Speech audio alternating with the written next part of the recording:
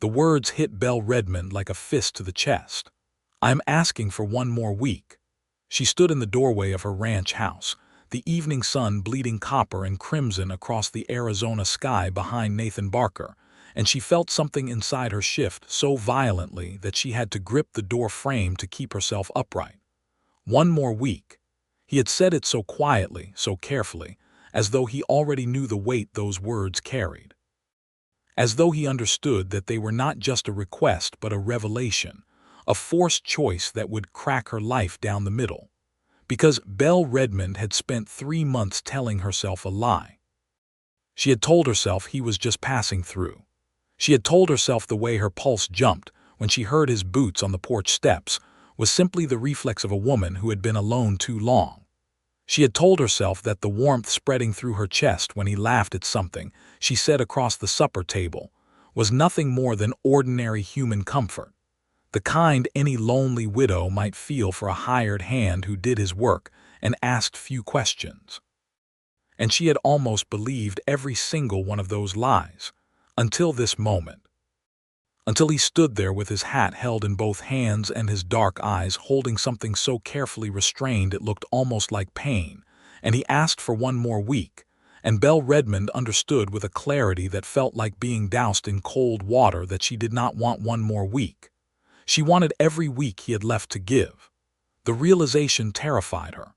"Nathan," she said, and her voice came out steadier than she deserved for it to. "You have been saying you are heading to California for 3 months. I know it. You said the land out west was calling you. You said you had unfinished business in San Francisco. I know what I said, Belle." The way he said her name undid something in her. Not Miss Redmond, the way he had called her for the first 6 weeks. Not ma'am, the way every other man in the territory addressed her. Just Belle, with a quiet intimacy that had crept into his speech so gradually she had not noticed when it started, only that now she could not imagine him calling her anything else. "One more week," she repeated, and the words tasted like both a mercy and a trap, because if she said yes, she would spend every hour of those 7 days falling further into something she was not sure she could survive losing again. She had already lost too much.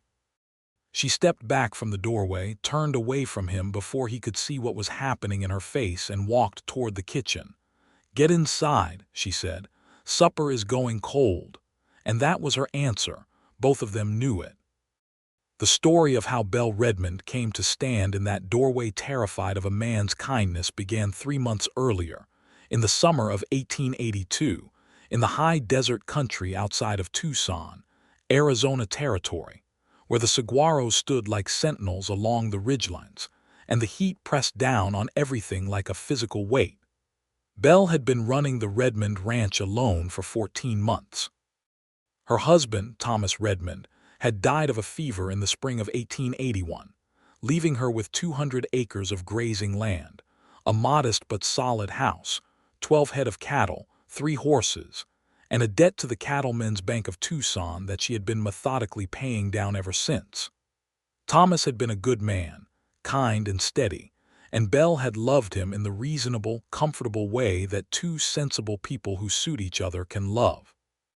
His death had broken something in her, not the wild, consuming grief of a great passion lost, but the quieter, more persistent ache of losing the person who had made ordinary life feel safe. She was 28 years old. She had come to Arizona Territory from Missouri as a girl of 12 with her parents, both of whom had died in the same cholera outbreak that had swept through the territory in 1874. She had learned early that the frontier did not make promises, and she had arranged her life accordingly, valuing competence and self-sufficiency above sentiment. She could rope a steer, read a land contract, repair a fence line, negotiate with a difficult supplier, and bake a pie that had won the Tucson County Fair 2 years running. What she could not do, she had discovered in those 14 months alone, was maintain a ranch of this size by herself without help. She had hired a boy from town, young Jimmy Pratt, to help with the cattle and the fencing through the spring.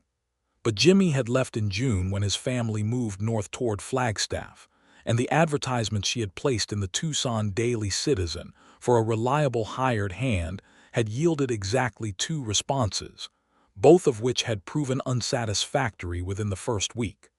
The first man had drunk her whiskey and slept past sunrise. The second had made clear in short order that he believed a woman alone on a ranch ought to be grateful for whatever attention a man chose to offer her, and Belle had made equally clear the position of her rifle on that subject, and he had departed at some speed. She was not looking for a drifter when Nathan Barker rode into her yard on the 23rd of July, 1882. She was trying to fix the water pump at the side of the house, which had developed a stubborn leak at the joint, and she was on her knees in the dirt with grease on her hands and a wrench that was slightly too large for the fitting, and she was losing a battle she had been fighting for 3 hours. She heard the horse before she saw the rider, looked up with her hair sticking to the back of her neck from the heat, and found a man on a dun-colored gelding watching her from the gate. He was lean and dark-haired, somewhere in his early 30s, wearing trail-worn clothes and a canvas coat that had seen considerable weather. He had a quality about him that she noticed immediately and could not quite name, a stillness, as though he was a man who had learned a long time ago to take careful measure of a situation before he moved inside it. His eyes were dark brown and serious, and they took in the pump, the wrench, the grease on her hands, and her obvious frustration with a single efficient glance. "Pump joint giving you trouble?" he asked. "I have it managed," Belle said, which was not even slightly true.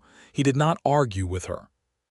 He simply sat his horse and waited, which she found more irritating than an argument would have been, because it meant he was watching her continue to not manage it.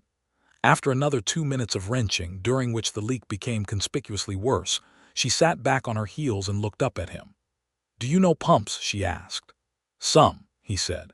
"If you are looking for work, I will pay you $2 a day plus room and board to fix this pump, repair the north fence line, and help with the cattle. I expect an honest day's work, no drinking on my property, and I want to be clear that the position is purely professional." That last part came out more pointed than she had intended, a residue of the second hired hand, and she watched him take it in without offense or amusement. "Those are fair terms," he said. "My name is Nathan Barker. I'm heading to California, but I can give you a few weeks before I move on." She should have recognized right then that a man who announces he is leaving before he has even gotten off his horse is a man a sensible woman keeps at a careful distance. But the pump was leaking, the north fence had 40 yards of broken wire, and she had 12 cattle that needed moving to the summer pasture. "Belle Redmond," she said, and extended her greasy hand. He swung down from his horse, walked across the yard, and shook it without a flicker of hesitation. Nathan Barker fixed the pump in 45 minutes using a fitting he fashioned from a piece of copper pipe he found in her barn, and when she brought him a cup of water afterward and watched him drink it in the shade of the porch roof, Belle allowed herself to feel, cautiously, that her luck might be turning. He started work the next morning before she was fully awake. She came downstairs to find him already in the barn, forking hay, moving with the unhurried efficiency of a man who knew livestock and did not need to be told twice. He ate the breakfast she set out without excessive conversation, thanked her for it, and went back to work. By the end of the first week, the north fence was repaired, the cattle were on the summer pasture, and he had patched 3 places in the barn roof she had not even asked him to look at. He slept in the barn on the cot she set up in the tack room. He did not drink. He did not impose himself on her evenings. He was, in every practical sense, exactly what she had asked for. It was in the second week that she began to notice things she had not permitted herself to notice in the first. The way he talked to her horses, low and even, as though they were people whose concerns deserved consideration. The way he read, a worn copy of a book she had not been able to see the title of, sitting against the barn wall in the late afternoon when the work was done, holding the pages carefully as though they were something valuable. The way he watched the sunset from the top rail of the corral fence sometimes, not restlessly, not with the longing of a man itching to be somewhere else, but with a kind of deep, settled attention, as though the colors bleeding across the sky were a matter worth his full concentration. She caught herself watching him watching the sunset one evening and made herself go back inside and find something useful to do with her hands. "Do not be foolish," she said to herself firmly. While she needed bread dough she did not need until morning. "He told you from the first day he is heading to California." But California had been a recurring subject that first week and was becoming mentioned less frequently, she noticed. In the third week, he did not mention it at all. What he did instead was come inside one evening when she was sitting at the kitchen table frowning over the ranch accounts, and without being asked, he looked at what she was working on and said quietly, "Your supplier is overcharging you on feed corn. The going rate in Tucson right now is 70 cents a bushel and he is billing you 85. She looked up. "How do you know that?" "I came through Tucson on my way out here, stopped at 2 feed suppliers. Both quoted 70 cents. She looked back at the ledger. The overcharge, applied across 3 months of purchases, amounted to nearly $9. $9 was 3 days of Nathan's wages. It was also almost a full month's payment toward her bank debt. "I will send him a letter tomorrow," she said. "I could ride in and speak to him directly if you would rather," Nathan said. "Sometimes a face-to-face conversation moves faster than a letter." She considered him. "Why would you do that?" He seemed to think about his answer. "Because it would help you," he said finally, as though that were a sufficient explanation all by itself. She did not know what to do with that. Thomas had helped her because she was his wife, because they were partners in the enterprise of survival. The hired hands she'd had before had helped her because she was paying them. Nathan Barker helped her in ways that exceeded what she was paying him for, in ways that suggested he was paying attention to her circumstances as though they genuinely mattered to him, and she had no clear category in which to place that. He rode into Tucson the next day, and he came back with a written acknowledgement from the supplier that the rate had been an error and would be corrected going forward, and a refund of $4 in cash that he placed on the kitchen table without ceremony. "He argued about the full 9, Nathan said. 4 was what he would give without me getting unpleasant about it, and I did not think you would want unpleasantness." "You got half of it back," Belle said. "I got half of it back." She looked at the 4 silver dollars on the table and then she looked at Nathan and she said, "Thank you," and meant it in a way that had nothing to do with the money. It was around that time that their evenings began to change. It started small. A cup of coffee offered after supper, accepted. A conversation that stretched from 10 minutes to 30. A question she asked about something he had mentioned in passing, a place he had been, something he had seen, and his answers, which were never boastful or embellished but always careful and precise and full of details that made her lean forward slightly. She learned that he was from Tennessee originally, that he had come west at 22, that he had worked cattle drives along the Kishom Trail for several years, that he had prospected briefly in Nevada, that he had been a deputy in a small New Mexico town for 8 months before something happened that he did not specify and she did not press him on, and that he had been drifting, his word for it, since then. She was 32, she learned. She had thought him a few years younger. He was not. "You do not seem like a man who is naturally a drifter," she said one evening over coffee, while the coyotes called somewhere out in the dark beyond the yard. He considered that. "What does a natural drifter seem like?" "Restless," she said, "unable to sit still, like they are always looking toward the horizon for something better." "I can sit still," he said. "I have noticed," she said, and there was something in the way she said it that she did not intend, a softness, a warmth, and she watched him go very still in a different way, a careful way, and she looked back down at her coffee cup. "I drifted because I had nothing I needed to stay for," he said quietly after a moment. She did not answer. She understood what he meant too well to pretend otherwise. It was in the 4th week that the trouble arrived. His name was Harlan Voss, and he rode into Belle's yard on a Tuesday morning with 2 men behind him, and the 3 of them sat their horses in a loose formation that was designed to make a woman alone on a ranch feel the specific kind of vulnerability that men like Harlan Voss traded in. Voss was a land broker, or called himself one.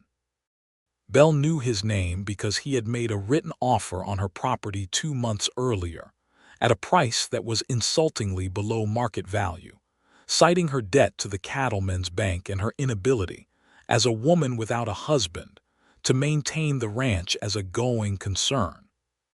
She had sent his letter back to him with the word "no" written across it in ink so dark it had nearly gone through the paper.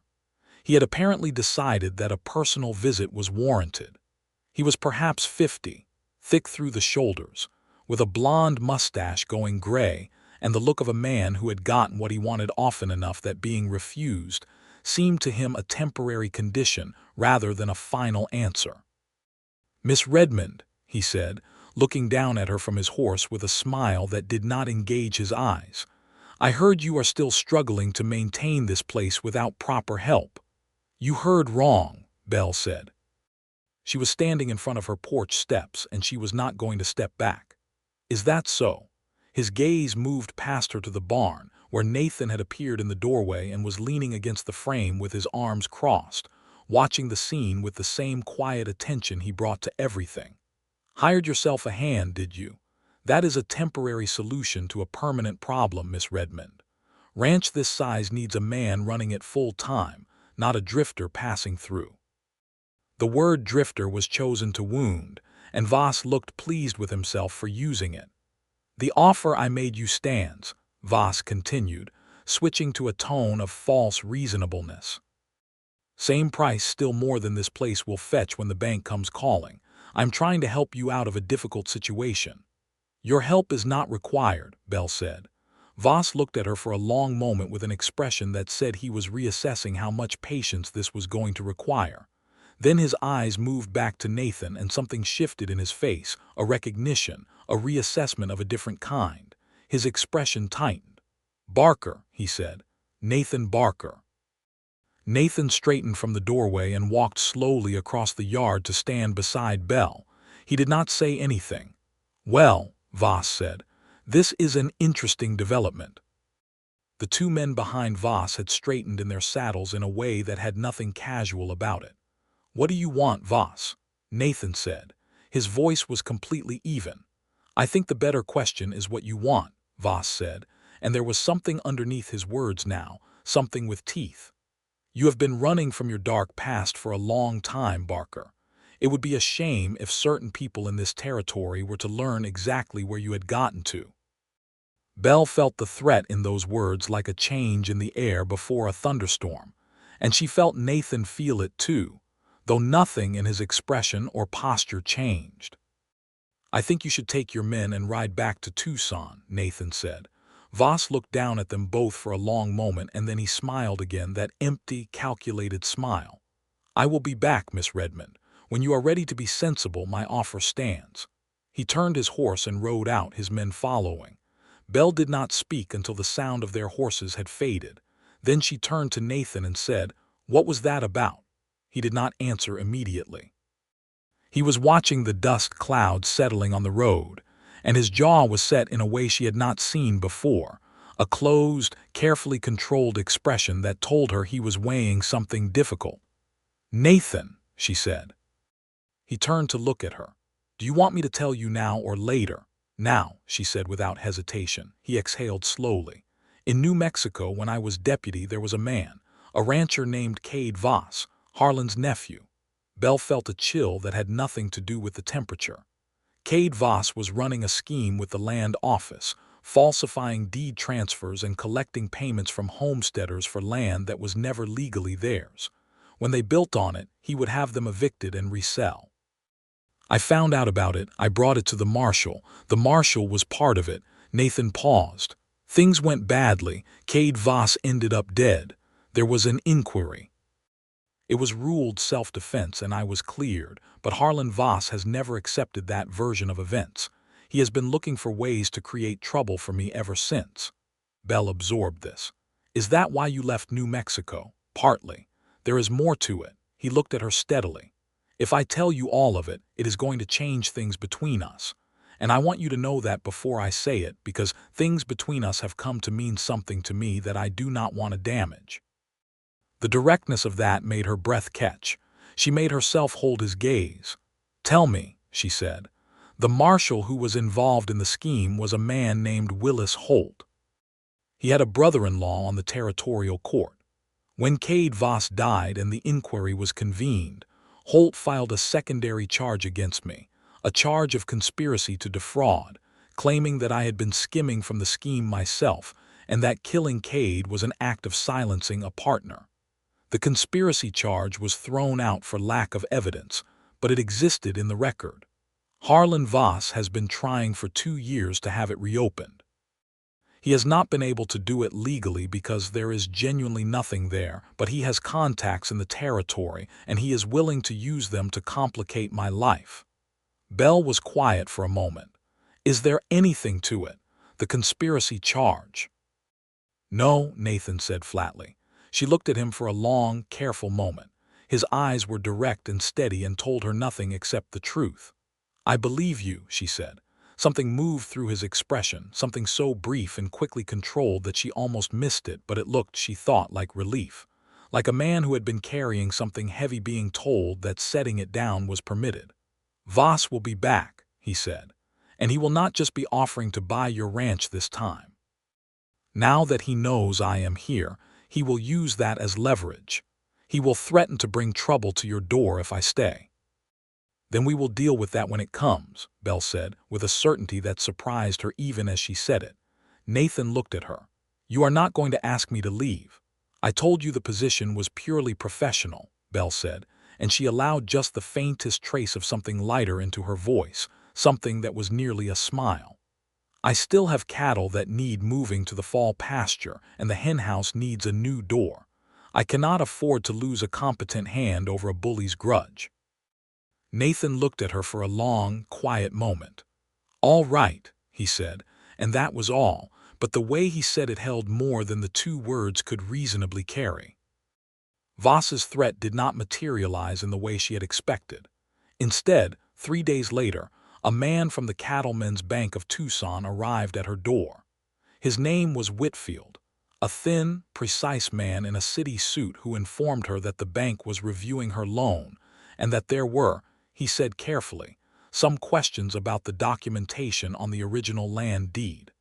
Belle knew immediately that this was Voss's work. The deed had been her parents' claim, transferred to her and Thomas upon their marriage, registered properly at the Territorial Land Office in 1876. There were no questions about it. But manufactured questions were a different matter, and a bank nervous about questions on collateral could call a loan. "What questions?" she asked Whitfield. "I am not at liberty to say specifically," he said, which meant he had been told to make her nervous rather than to make an actual case. "Then I suggest you return to Tucson," Belle said, "and tell whoever sent you that I will be consulting a lawyer about the provenance of any such questions, and that if this bank calls my loan without legal cause, I will spend whatever energy and money is required to make that decision as expensive for them as possible." Whitfield left, looking slightly shaken by the clarity of her response. Nathan had been in the barn during the conversation and did not know about it until supper, when Belle told him what had happened. He listened with his hands flat on the table, and his expression gone very still in that particular way that she had learned meant he was thinking hard. "Voss is escalating faster than I expected," he said. "Yes, Belle." He said her name with a weight that made her look up from her plate. "If Voss manages to create enough legal noise around the deed, he can make the bank nervous enough to call the loan regardless of merit. It would cost you money you may not have to fight it even if you win. I know that. I can leave," he said. "If I am not here, he loses his leverage. He will not give up on the ranch, but he will have to find a different angle, and that will take time." She felt the proposal like something cold settling in her chest. She looked at him across the table, at the man who had spent the past 4 weeks fixing her fences and fighting her supplier and talking to her horses and sitting across from her in the evenings with that rare, patient attention, and she said, "Do you want to leave?" The question cost her more than she intended to show. "No," he said, without any hesitation at all, "but I am asking what is best for you." "Then let me ask you something," she said. "If you leave and Voss keeps pushing, which he will because it has nothing to do with you now, it is about the land, who helps me deal with him." Nathan said nothing. "I have managed alone for 14 months, Belle said. "I am not asking you to stay because I cannot manage. I am asking you to stay because having you here is better than not having you here, and that is a thing I am choosing to say plainly even though it frightens me to say it." The silence that followed that statement was one of the most charged silences she had ever sat inside. Nathan reached across the table and put his hand over hers. Just that. She looked down at his hand, large and work-roughened and completely certain in its placement, and she felt the truth she had been carefully not looking at looking directly back at her. "Then I am staying," he said, "for as long as you want me here." She turned her hand over and held his. That was the moment things changed, and they both knew it, and neither of them rushed it, because some things deserve to be moved toward slowly. What followed that evening was careful and tender and unhurried. They washed the supper dishes together, their shoulders almost touching in the narrow kitchen, passing things back and forth with a domestic ease that felt both entirely new and somehow already familiar. They sat on the porch afterward in the cooling evening air, the sky above them enormous and blazing with stars, and Belle told him about her parents, about coming to Arizona as a child, about the years of building something solid out of nothing. And Nathan listened with the whole of his attention in a way she had never quite experienced before.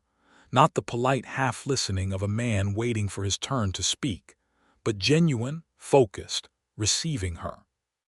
He told her about Tennessee, about his mother's garden, and the way the Smoky Mountains looked in October, about the cattle drives and the particular loneliness of riding the trail with 30 other men, and still feeling like the only person in the world.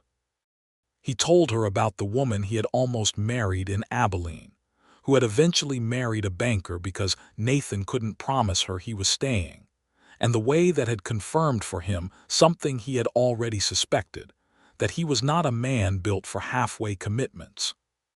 He was either fully present or fully gone, and he had chosen gone so many times because fully present required something he had not been willing to give to a place that hadn't earned it. "And this place?" Belle asked very quietly. "This place," Nathan said, looking out at the dark expanse of her land, at the shapes of the saguaro standing against the star-scattered sky, "has earned more than I expected in a short amount of time." She did not ask him to be more specific. She did not need to. It was the first Sunday of September when the situation with Voss came to its head, and it came in a way that Belle had not anticipated. She was in town, at the general store run by a man named Elias Garnett, collecting her monthly supplies, when Harlan Voss appeared in the doorway behind her. He had a man with him she did not recognize, a younger man with a badge on his coat and the officious bearing of someone very recently appointed to a position of minor authority. "Miss Redmond," Voss said, with his wide, empty smile. "This is Deputy Marshal Fry. He has some questions he would like to ask you about Nathan Barker." The deputy was perhaps 25 and clearly uncomfortable with whatever he had been told to do, which told Belle that Voss was improvising rather than acting on any actual legal authority. "On what subject?" she asked. "There is a warrant," Deputy Fry said, and produced a paper, filed by the territorial court in New Mexico, for the arrest of one Nathan Barker on charges of conspiracy to defraud. Belle looked at the paper without touching it. "That charge was dismissed," she said. "It has been reopened," Voss said, and the satisfaction in his voice was poorly disguised. Belle looked at Deputy Fry. "How long ago was this warrant issued?" The deputy looked at the paper. 3 weeks ago." "On what new evidence?" He hesitated. "I was not given that information." "So you have a 3-week-old warrant with no new evidence backing a charge that was previously dismissed," Belle said. "Deputy, does that seem to you like a legitimate legal instrument, or does it seem like a piece of paper someone paid to have created?" The deputy looked at Voss. which told her everything she needed to know about the nature of their arrangement. "I am going to ride back to my ranch," Belle said calmly, gathering her supplies. "And I am going to speak to my lawyer about this warrant. If it is legitimate, I will advise Nathan Barker to submit to the legal process. If it is not legitimate, I will advise him to do nothing and file an injunction. Does that satisfy you, Deputy?" The deputy looked relieved to have a clear procedural answer. "Yes, ma'am." Voss was not relieved. His expression had hardened into something that dropped the pretense of pleasantness entirely. "You are making a mistake, Miss Redmond. Harboring a wanted man is a serious charge. He is not currently wanted by any legal authority I am compelled to recognize without verification," Belle said. "Good day, Mr. Voss." She rode back to the ranch at a brisk pace, and the fear she had been holding very still inside her chest the entire time broke loose somewhere on the open road and made her hands shake slightly on the reins. She made herself breathe through it. She was not going to arrive at the ranch shaking. Nathan was at the corral when she rode in. He read her face before she had dismounted. "What happened?" he asked. She told him everything. She watched his expression go through several things, a tightening of the jaw, a careful controlled settling, and then a resignation that alarmed her. "It is Voss," he said. "He has been trying to get that warrant reopened for 2 years. He finally found someone willing to file the paperwork." "It will not hold up," Belle said. "It does not need to hold up," Nathan said.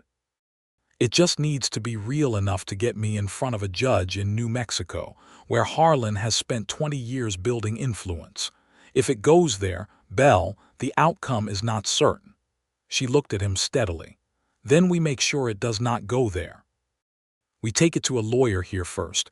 We challenge the validity of the warrant in the Arizona territorial courts, and we make Voss fight it on ground that is not his." Nathan looked at her for a long moment. "You would do that? It would cost money, legal fees." "I know what it would cost," she said.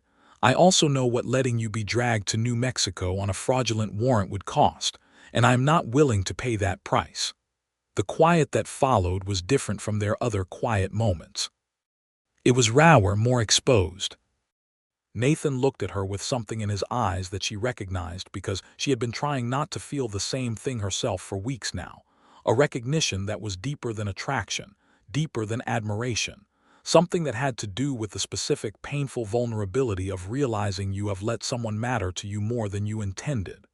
"Belle," he said, and then he stopped, and she understood that he was at the edge of something he was not sure she wanted him to say. "I know," she said softly. "Do you?" "Nathan," she stepped closer to him. "I know." He reached up and touched her face with one hand, a gesture so careful and deliberate that it felt like a question and an answer at the same time, and she leaned into it instead of pulling back, and the last of the careful distance she had been maintaining crumbled. He kissed her gently, almost tentatively, as though she were something that might need to reconsider, and when she did not reconsider, when she kissed him back with the full force of 3 months of refused feelings, the tentative quality dissolved and was replaced by something certain and deep and entirely unambiguous. They stood in the yard in the late afternoon sun, and the horses watched them with equine indifference, and somewhere in the mesquite beyond the fence, a mockingbird began an elaborate and irrelevant performance, and Belle Redmond felt something she had nearly forgotten was possible. She felt genuinely safe, not the managed safety of a competent woman who has arranged her life against disaster, the other kind. The kind that comes from trusting a specific person with the parts of yourself you do not expose to the general world. It was the most frightening thing she had ever felt, and she held onto it anyway. The lawyer's name was James Courtfield, and he operated out of an office on Congress Street in Tucson.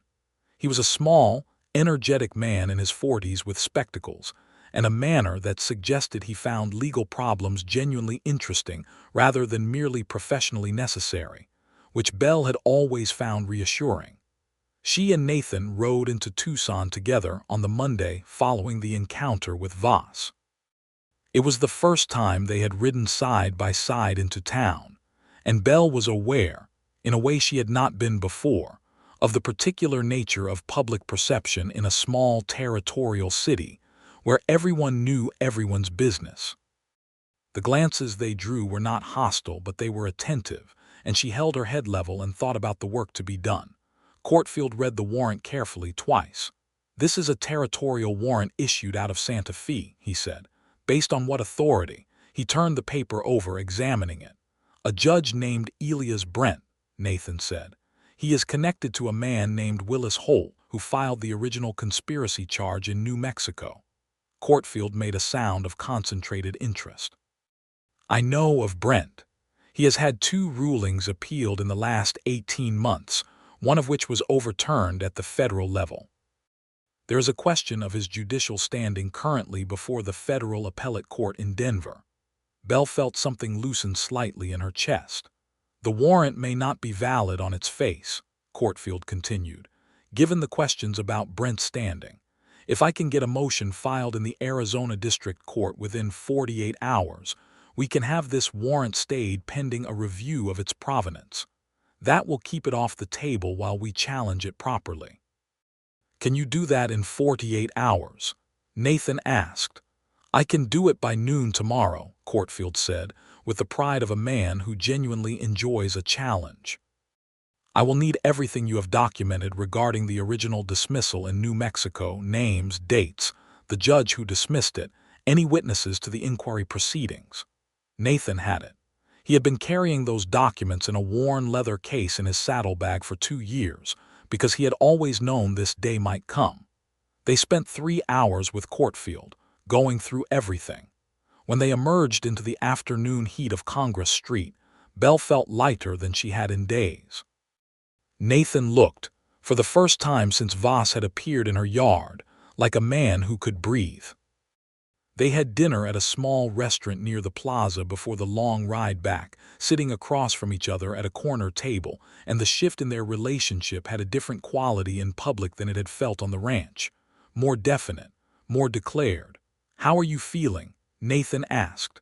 "Cautiously optimistic," Belle said, "which for me is roughly equivalent to wildly hopeful." He smiled at that. It was a good smile, one she had been observing for 3 months and which never entirely stopped affecting her. It changed his whole face from its usual careful composure into something warmer and younger. "I want to ask you something," he said. "Ask." "What happens if Courtfield gets the warrant stayed and Voss eventually backs off? What happens after that with the ranch, with the coming winter, with everything?" She understood that he was asking a much larger question than the one he was literally saying, and she appreciated him for the indirectness of it, for the way he was leaving the answer in her hands rather than pressing her toward one. "I have 12 cattle, 3 horses, and 190 acres, she said. "I have a bank loan I will have paid off by next spring if the fall cattle sale goes well.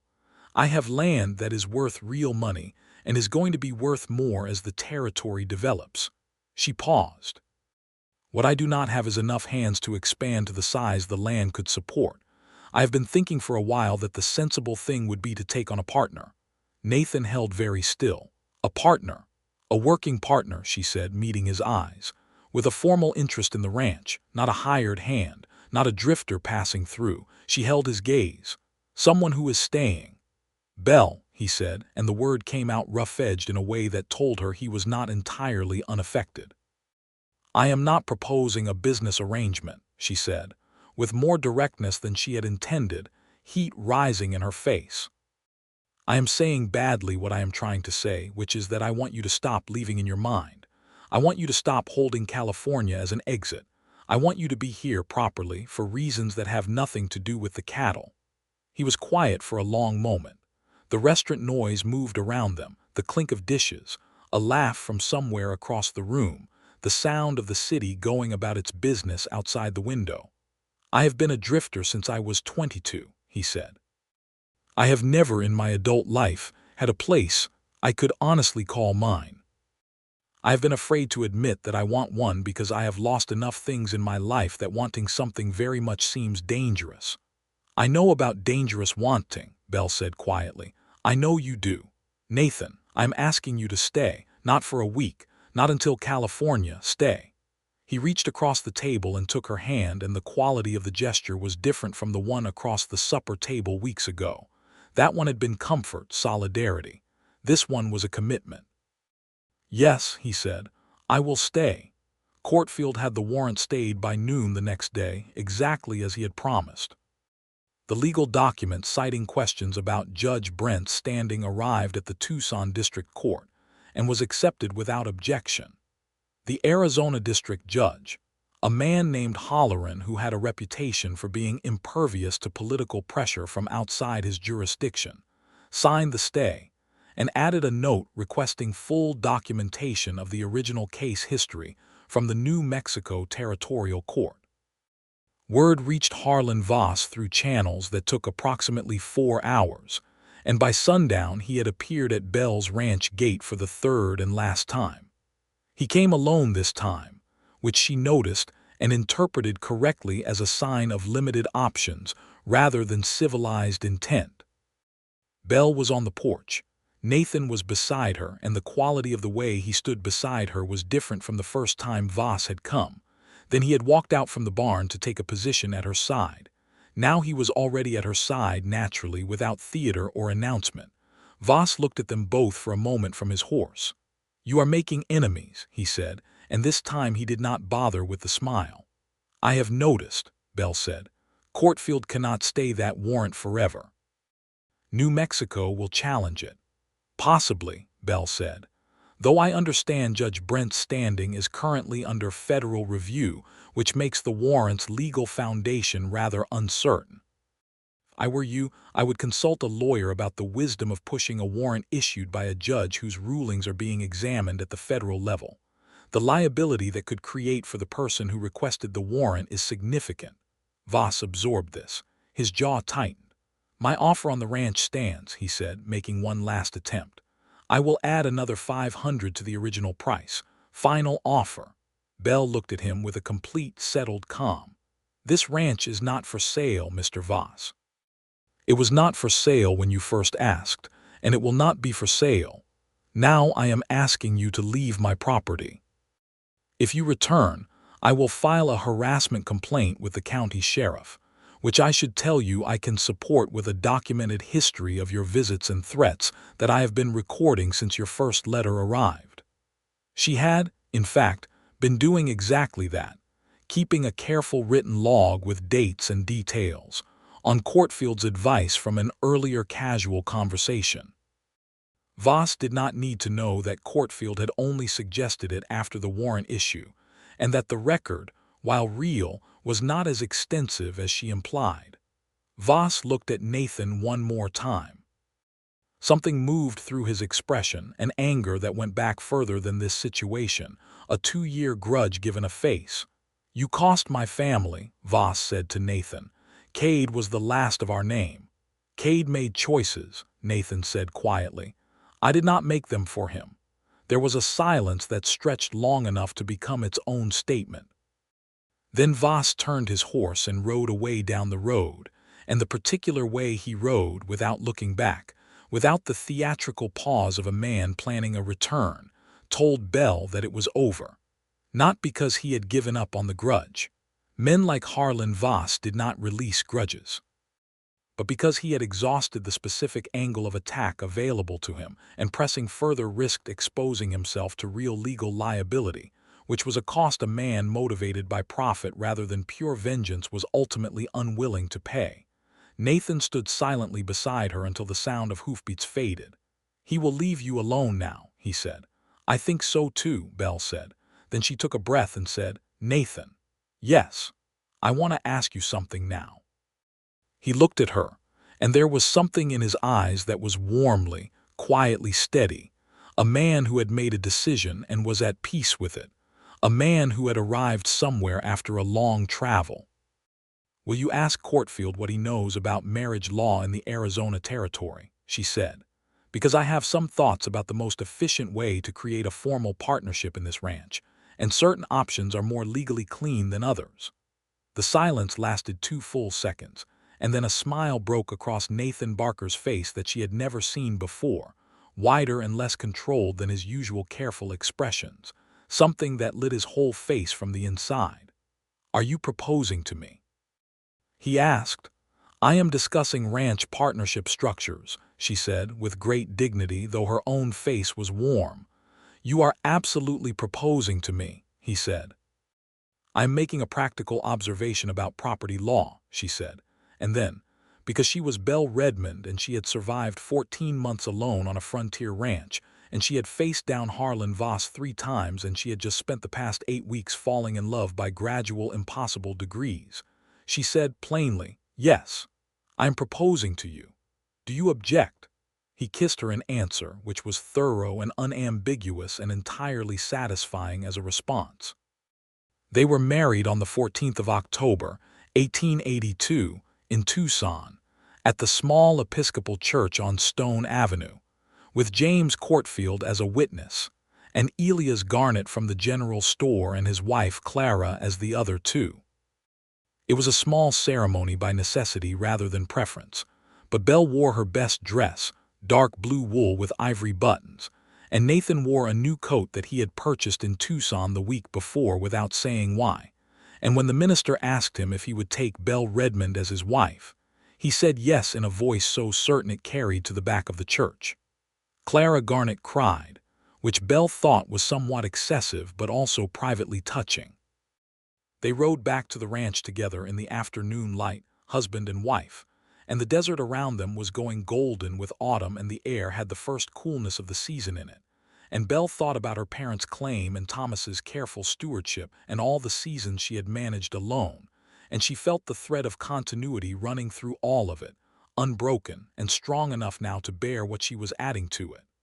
"You know what this means," Nathan said, as they came through the gate. "What?" "California," he said, with the perfectly straight face of a man who is enjoying his own joke. "What about it?" she said. "I imagine I am not going," he said. "I imagine you are not," she said. "I cannot say I am devastated," he said. She looked at him, this man on his dun-colored horse riding into her yard, her husband, and she felt the difference between now and 3 months ago with a clarity that made her eyes sting briefly. "Nathan," she said, "yes. I am glad you stopped that day." He looked at her with those dark, serious eyes and said, "So am I every day I am." The first winter of their marriage was a good one. Nathan proved to be exactly what he had seemed, a man of genuine competence and honest attention, who approached the work of the ranch with the same focused care he brought to everything else, and who never once, in all the months that followed, made Belle feel that she had surrendered any part of herself by choosing to share the work with him. He asked her opinion before he made decisions that affected them both. He deferred to her experience of the specific land and its particularities. He took seriously her knowledge of the cattle and the water sources and the suppliers, knowledge she had built over years, and he added to it rather than replacing it.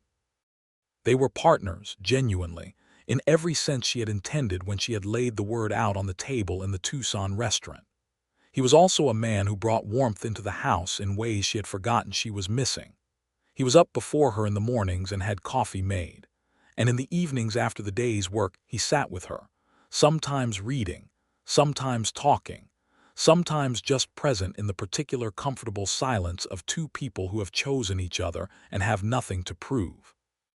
He laughed more as the weeks passed, as the careful restraint of a man perpetually on his way somewhere gave way to the ease of a man who had arrived. She fell more deeply in love with him through those months than she had in all the initial weeks of resisting it, because love built on the daily evidence of a person's character is a different and more durable thing than love built on initial impression, however strong that impression may be. In February, she told him she thought she might be expecting. He was very still for a moment. Then he sat down at the kitchen table, which she found both amusing and touching, as though the news had taken the steadiness from his legs. "Are you certain?" he asked. "Not entirely, but I think so." He looked at her with an expression that was so unguarded she felt privileged to be in the room for it. "Belle," he said, "yes. I do not know how to tell you what I am feeling right now," he said, and there was a rough quality in his voice that she had never heard before. "I have spent a great many years not allowing myself to want things, and you have made that entirely impossible, and now this." He looked at his hands on the table. "I am not sure my emotional faculties are adequate to the current situation." She sat down across from him and took his hands. "Nathan Barker," she said, "you are the most steadfast, honest, capable man I have ever known. I think your emotional faculties are more than adequate." He turned his hands to hold hers. "I just want to be good for you," he said. "For both of you." "You already are," she said. The spring came early to the Arizona Territory in 1883, and with it, the news from Courtfield that Judge Brent's standing had been permanently revoked by the federal appellate court in Denver, which retroactively invalidated every warrant issued under his signature in the past 3 years, including the one that bore Nathan's name. Courtfield wrote the letter with barely suppressed delight, and Belle read it twice at the kitchen table with Nathan looking over her shoulder before they both allowed themselves to fully exhale. The threat that had followed Nathan across half the West dissolved on a Tuesday morning in March over a letter from a lawyer in a city suit, and it turned out that was all it took. Not a gunfight, not a dramatic confrontation, not the kind of resolution the dime novels sold at the general store specialized in. Just law, applied correctly and persistently, doing its work. Harlan Voss did not return to Belle's property. She heard through Elias Garnett, who heard it from a man who had done business with Voss, that Voss had turned his attention to a parcel of land up near Flagstaff and had largely abandoned his efforts in the southern part of the territory. The information arrived without fanfare and required no response, except a private sense of satisfaction she allowed herself to feel for exactly one evening before moving on. The fall cattle sale in October 1883 went better than any Belle had experienced in the 5 years she had been managing the ranch. Nathan had spent the summer carefully selecting which cattle to bring to market and which to keep for breeding, and his judgment proved correct. They cleared enough to pay off the last of the bank loan entirely and have a substantial amount left over. Belle stood in the Tucson bank and signed the final payment document with the pen the teller offered her, and Nathan stood beside her, and she thought about every month she had made this payment alone, the careful arithmetic of survival, and she felt the closing of something and the opening of something else simultaneously. "What do we do with it?" Nathan asked afterward, meaning the money. They were standing on the sidewalk outside the bank in the October sun, and she had her arm through his. "Expand the herd next spring," she said, "and I was thinking about the water situation on the north pasture. If we put in a second trough and extended the pipe from the creek, we could graze that section year-round instead of just summer." He looked at her with that warm, focused attention. "That is exactly what I was thinking." "We think alike," she said. "We always have," he said. Their son was born in late October 1883, on a night when the wind was blowing hard across the desert and the coyotes were particularly vocal, as though offering commentary on the proceedings. He was healthy and loud in his opinions from the first moment, and Nathan held him in the lamplight with an expression on his face that made Belle, exhausted and elated and more fully herself than she had been in years, press her head back against the pillow and feel that the world had achieved something close to correct. They named him Thomas James Barker, Thomas for Belle's first husband who deserved to be remembered kindly, and James for Courtfield, who had argued their case with such evident pleasure and who had, Nathan said, the best legal mind he had encountered anywhere west of the Mississippi. Courtfield, when informed of the honor, expressed himself deeply moved in the measured, slightly flustered way of a man who does not receive personal tributes frequently and finds them somewhat overwhelming. Young Thomas proved to be, from his earliest weeks, a child of strong character and persistent enthusiasm for everything the ranch had to offer. He had Nathan's dark eyes and Belle's determined chin, and by the time he was walking, he was attempting to follow Nathan to the barn every morning with the absolute conviction that everything happening there required his supervision. Nathan took this supervision seriously. He explained things to the boy in the same quiet, careful way he explained things to the horses, with full attention and genuine respect, and Belle watched them together sometimes from the kitchen window with something so full and warm in her chest that it was almost painful. She had not known it could be this. She had loved Thomas Redmond honestly and well, but she had been young and careful, and she had loved within the bounds of what seemed possible and safe. What she had with Nathan was different in kind, not in comparison to Thomas, whom she would always hold in affectionate regard, but in its own category entirely. It was love built on full knowledge of each other, on having seen each other in difficulty and under pressure, and in the ordinary unglamorous dailiness of work and disagreement, and making up after disagreement, and choosing each other again each morning without requirement. In the spring of 1884, Nathan had a letter from his sister in Tennessee, the first contact he had made with his family in several years. Belle sat with him while he read it and watched his face move through something complicated. "She is well," he said. "She has 3 children. She says our mother is slower but still managing." "Do you want to go see them?" Belle asked. He looked up. "The ranch." "Jimmy Pratt is back in the county," she said. "His family returned last fall. He is older and looking for work, and he knows this land. He could manage for a few weeks." Nathan looked at her with a complicated expression. "You would do that?"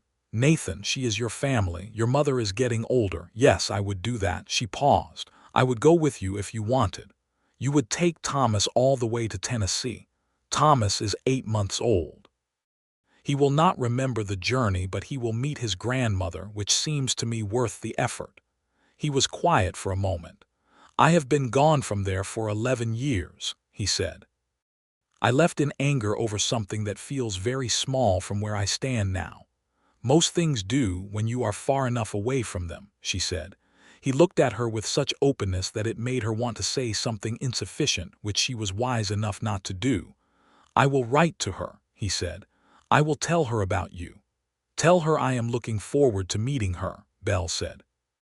They made the trip that summer, taking the train from Tucson to El Paso and then east, a journey of several days that Belle navigated with the competent, brisk efficiency she brought to all logistics, managing young Thomas on her lap and reading when he slept and talking with Nathan through the long miles, while the landscape changed from desert to grassland to the humid green of the deep south.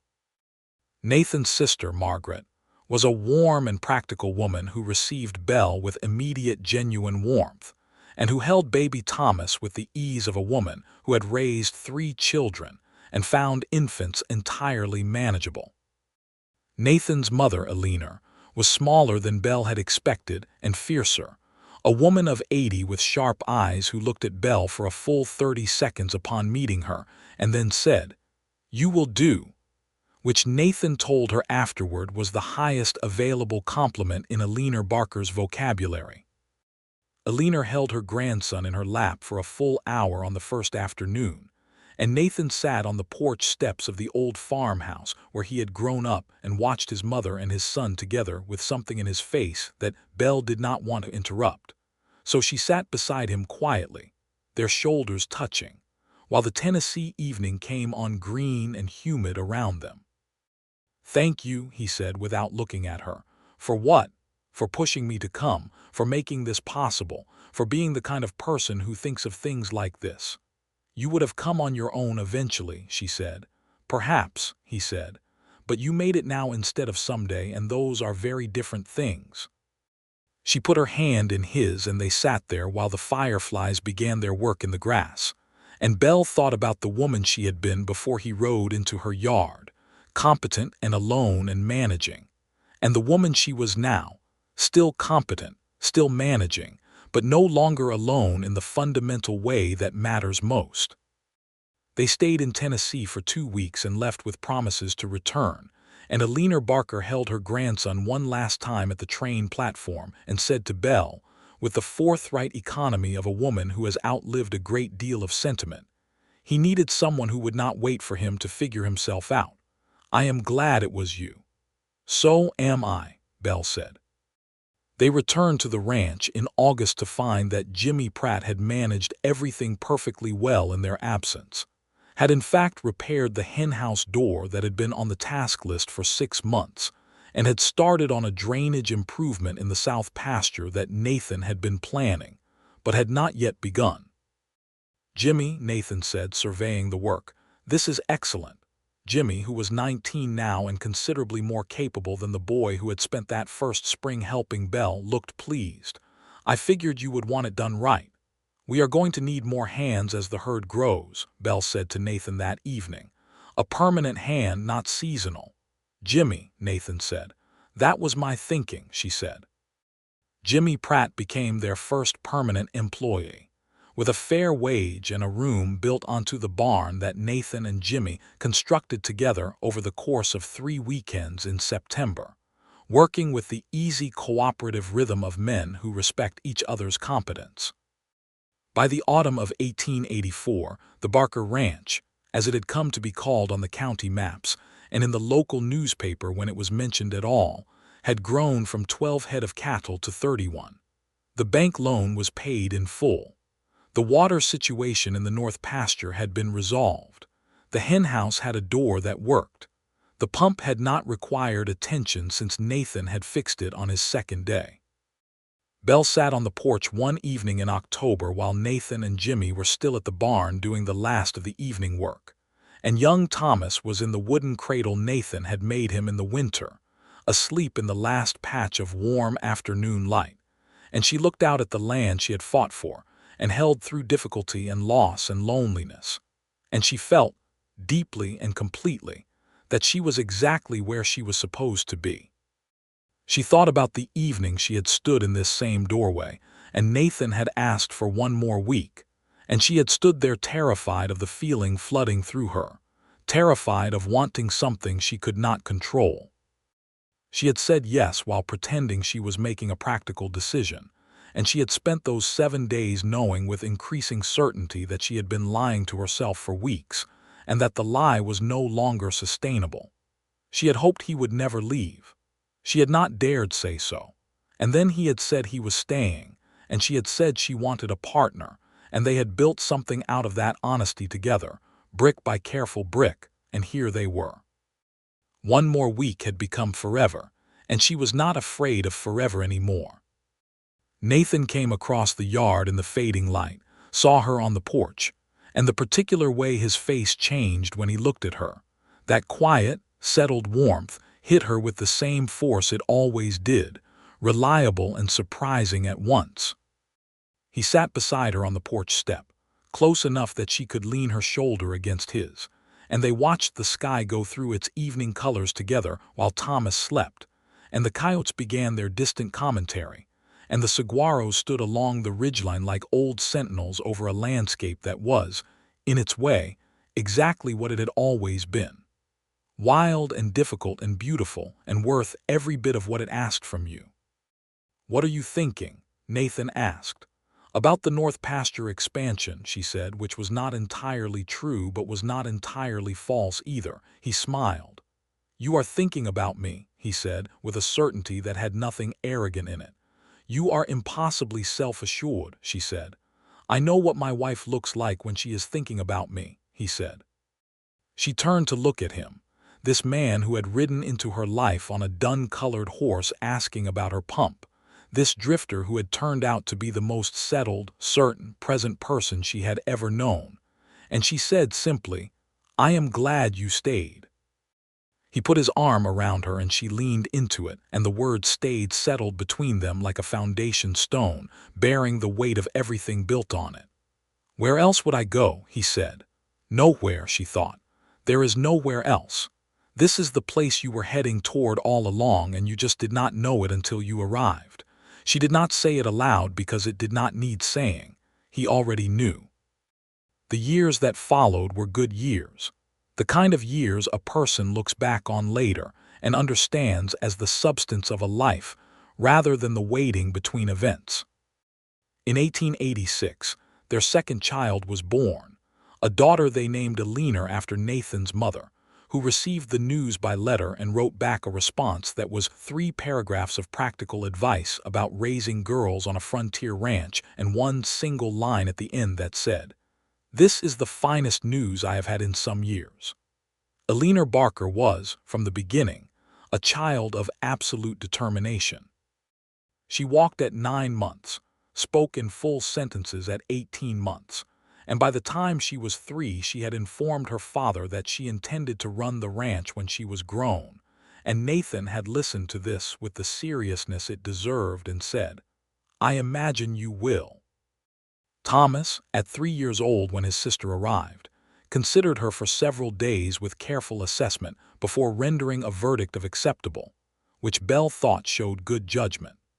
The ranch had grown by then to 60 head of cattle and 400 acres, the additional land having been purchased in 1885 from a neighbor who was returning east, the kind of opportunity that only exists for people who have the savings ready when it arrives.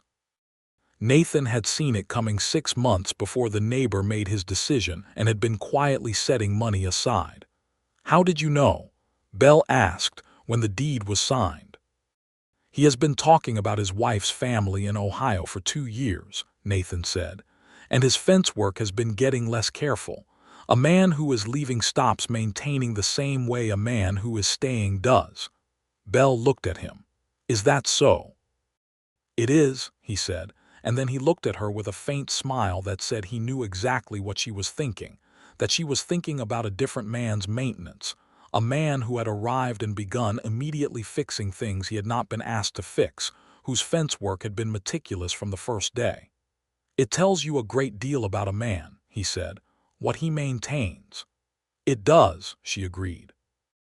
Jimmy Pratt got married in the spring of 1886 to a woman named Rosa who had come to the territory from New Mexico, and who proved to have strong opinions about the arrangement of the bunkroom and excellent skill with a sewing needle and a warm, easy laugh that quickly made her a permanent fixture of the ranch's social life. Belle liked her immediately. Nathan liked her because she was genuinely competent, and because she made Jimmy noticeably happier, which made Jimmy noticeably more effective at his work. Rosa and Belle developed the comfortable, honest friendship of 2 practical women who respect each other's intelligence, the kind of friendship that involves telling the truth about difficult things because you trust the other person to receive it without drama. "He is very good," Rosa said to Belle one afternoon of Nathan while they were working in the kitchen together. "You can see it in the way he is with Thomas and the baby. Some men are different when they think no one is looking. He is the same." "Yes," Belle said, "that is exactly it. The seasons turned, the cattle sold well. The children grew with the particular ferocity of children raised on open land, all confidence and scraped knees and large, curious eyes that took everything in. Thomas developed his father's quality of quiet, steady attention. Eleanor developed her mother's quality of practical determination. Both of them, Belle thought, had gotten the best of what was available. Belle and Nathan never stopped talking. That was what she had not expected of a long marriage, and what she found continued to surprise her. The evenings on the porch, the conversations over the kitchen table, the discussions about the land and the livestock and the territory's changing politics as Arizona moved toward statehood, the debates about things neither of them needed to resolve, but both of them enjoyed arguing about for the pleasure of the arguing. Nathan read widely and thought carefully and held his opinions firmly enough to be worth challenging, which she found endlessly satisfying. He also never stopped looking at her in that particular way, that quiet, attentive, deeply specific way that said she was the most interesting and important thing in his field of vision, and that way of being looked at, she had discovered, did not lose its power with familiarity. If anything, it gained it. She caught him watching her one evening in 1888 when she was reading by the lamp after the children were in bed, and she looked up and said, "What?" "Nothing," he said in the voice of a man who means something very specific by nothing. "Nathan," he smiled. "I am just thinking about the pump," he said. She looked at him for a moment. Then she smiled too, slowly, because the pump was a private shorthand now, the pump and the yard and the July afternoon and all of it, the whole improbable story of how two people who were not looking for each other had found each other anyway. "I should have let you fix it immediately," she said. "Instead of insisting I had it managed." "I knew you had it managed," he said. "I was just waiting to be invited." "You were not waiting," she said. "You were sitting there on your horse being patient in the most provoking possible way." "It worked," he said. "It did," she admitted. He crossed the room and sat beside her on the settee she had bought at a Tucson auction the previous spring, and she put down her book and leaned against him with the ease of a woman who has done this 10,000 times and finds it no less comfortable for the repetition. "Belle," he said quietly against her hair, "I have been thinking." "That is usually expensive," she said. "I want to add a room onto the house," he said, "before the winter. The children are getting big enough that they need their own space, and I think there is room on the east side without disrupting the kitchen." She looked up at him. "That is not what you were going to say." He looked at her with that warm, slightly undone expression. "No," he admitted. "I was going to say that being here with you is the best thing that has ever happened to me, but the room does need to be done before winter, so perhaps that is more immediately practical." "You can say the practical thing after the true thing," she said. He turned to look at her fully. "Being here with you is the best thing that has ever happened to me," he said, with the directness he brought to all the things that mattered. "Everything that came before this, the cattle drives and the drifting and New Mexico and all of it, it was just the road here. I understand that now." She looked at him for a long moment. "Nathan," she said. "Yes." "The room does need to be done before winter," she said. He laughed, which was rare enough to be precious and warm enough to fill the room entirely. "We will start Saturday," he said. "We will start Saturday," she agreed. They did start Saturday, Nathan and Jimmy and Thomas, who was 5 and considered himself a full participant in the construction project, and by October the east room was framed and roofed and ready for the winter. Belle stood in the new room on the afternoon it was completed, looking at the way the afternoon light came through the east window and fell across the clean floor planks, and she thought about the original house, the one her parents had built, the one she and Thomas Redmond had expanded, the one she had held onto through 14 months of solitude and several months of being wanted by a man she was trying very hard not to fall in love with. The house had grown as her life had grown.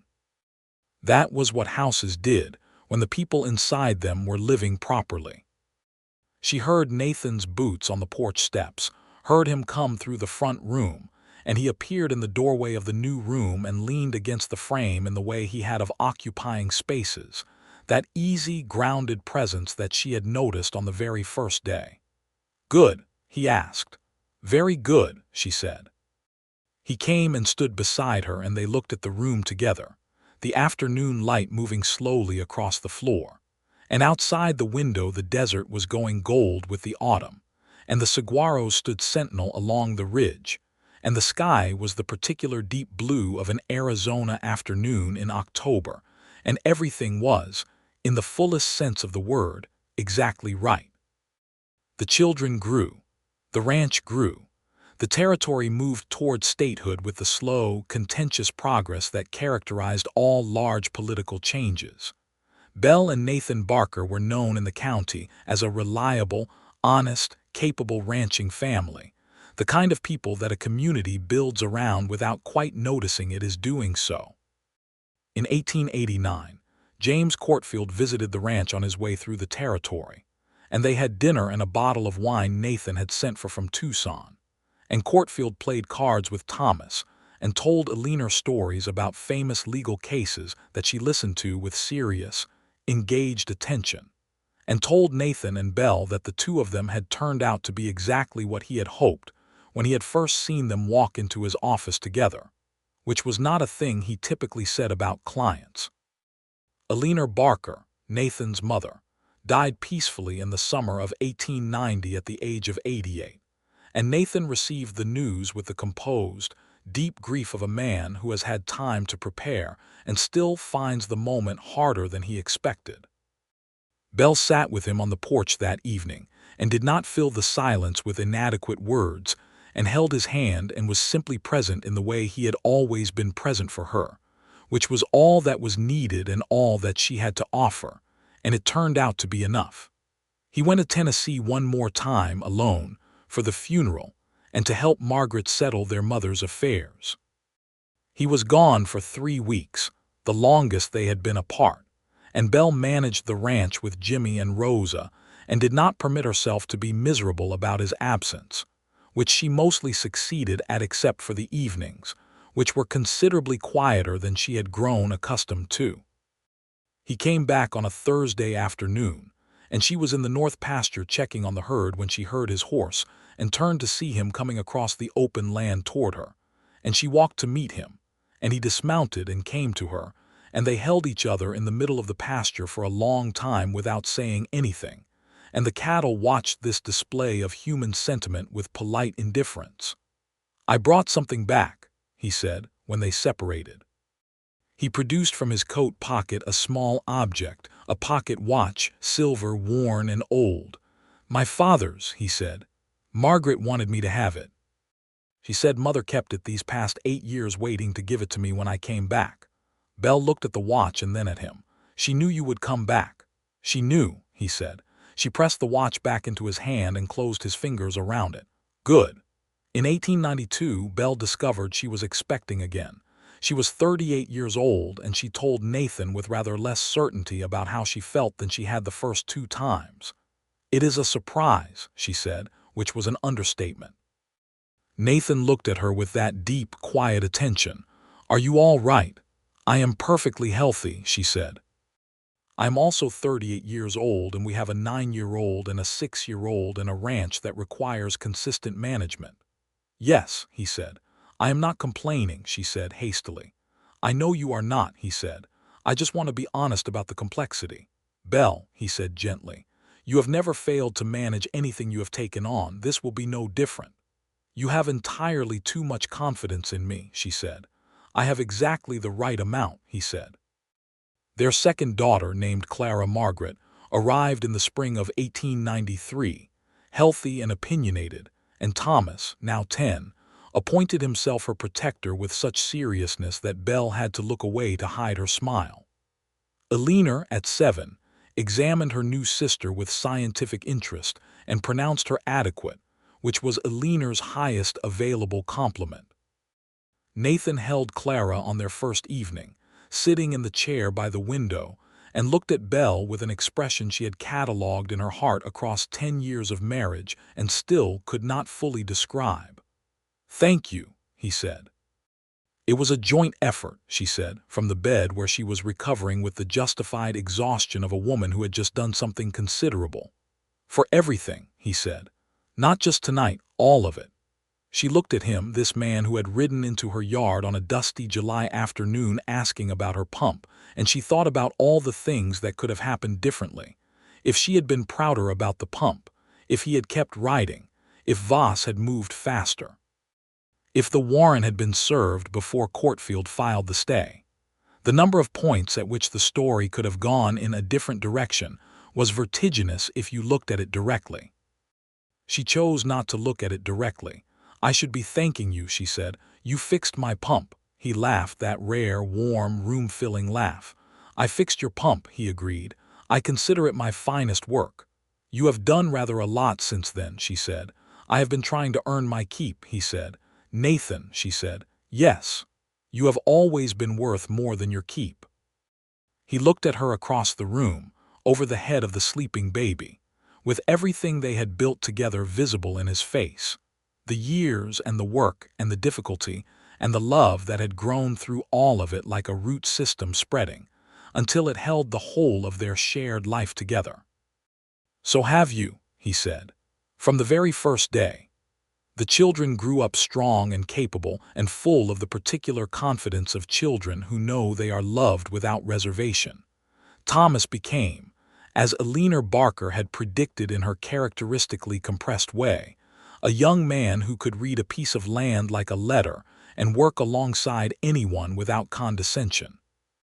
Eleanor became a young woman of formidable intelligence, who read every book she could acquire and argued with her father about territorial politics, with such enthusiasm that Nathan said she would either become a lawyer or a governor, and he was not certain which would do more good for the territory. Clara remained the youngest and kept the particular privilege of the youngest, which her siblings endured with variable patience and her parents found secretly charming. The Barker Ranch was, by the turn of the decade, one of the most successful mid-sized ranching operations in Pima County. It employed 4 hands besides Jimmy, who had become in all but name a partner in the operation, managing the day-to-day oversight with the ease of a man who had grown up learning the land and the cattle and the rhythms of the place. Rosa ran the household management side with a quiet efficiency that freed Belle to focus on the business decisions, a division of labor that had evolved naturally and suited everyone. Nathan and Belle sat on the porch most evenings, when the work allowed, as they had always done.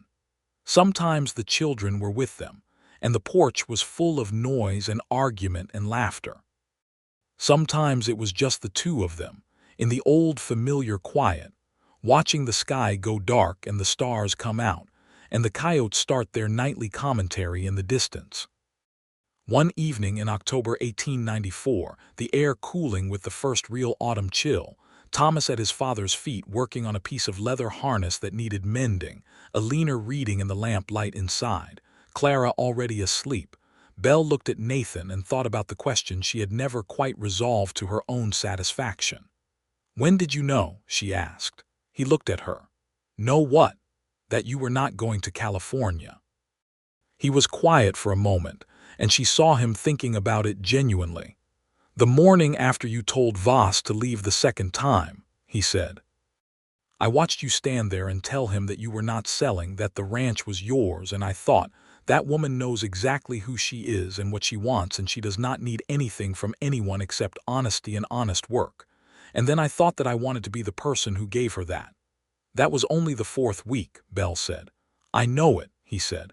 "I was trying to be sensible about it." "When did you stop being sensible about it?" He smiled. "About a week later. When you started defending me to Voss before you even knew the full story. You had every reason to ask me to leave and simplify your situation, and instead you said we would deal with it together." He paused. "I had never had someone say that to me before." "We deal with things together," Belle said. "We do," he said, with a warmth so settled it was like the warmth of a house in winter, the kind that goes all the way through. She looked out at the dark expanse of the land she had held through everything, the land her parents had claimed and she had kept, and they had grown together, and she felt the wholeness of it with a gratitude that was too large for ordinary expression. "Nathan," she said. "Yes." "I am very glad you stopped to ask about the pump." "Belle," he said, taking her hand in the dark, "I am very glad you let me." The moon rose over the Arizona desert, large and orange and impossibly close-looking, and the ranch lay quiet under it. The cattle settled in the pasture and the horses drowsing in the barn, and the children sleeping safe inside, and the saguaros standing permanent on the ridgeline. And Belle and Nathan Barker sat together in the late evening air and watched it come up over the eastern hills. And the world was wide and real and theirs, and there was nowhere else either of them had ever needed to be. This was where the road had always been going. This was home.